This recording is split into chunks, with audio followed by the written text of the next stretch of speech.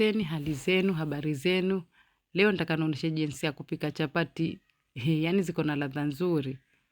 Tamu zaidi. Yaani sijui kwa nini nilikuwa sijafikiria kutumia hii secret. Sasa kwenye beseni lako mimi natumia chapati flour, Taifa chapati flour kama hiyo. Yaani lakini unaweza tumia chapati all purpose flour pia sawa. Chumvi yako, weka size yako, alafu natumia lazima samli. Samli nzuri kwa chapati.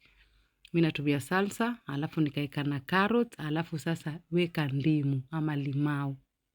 Maji ya ndimu ama limau, usisahau kutoa hizo mbegu. Mix vizuri, alafu kanda na maji moto. Yaani imezidi warm kidogo. Yaani wasikia waichoma kwa mbali, kanda unga wako vizuri, ukiwa pale mwisho, ongeza tena samli kidogo kama 1 teaspoon.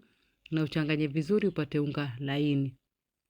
Funika, maybe kama 30 minutes hivi.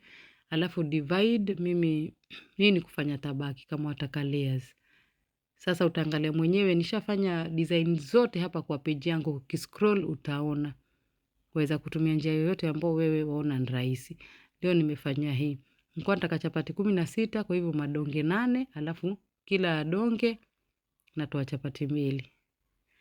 Alafu utachukua ile donge moja sababu ulikuwa ushauacha uresti kule, waweza uacha kidogo tena kama 10 minutes ila si lazima. Alafu utasukuma ukichoma. Wacha side moja ive vizuri, geuza. Ukigeuza hivi inaleta rangi nzuri. Hayo ni hayo mafuta yangu, mimi nachomea samli, hii ni salsa, sawa.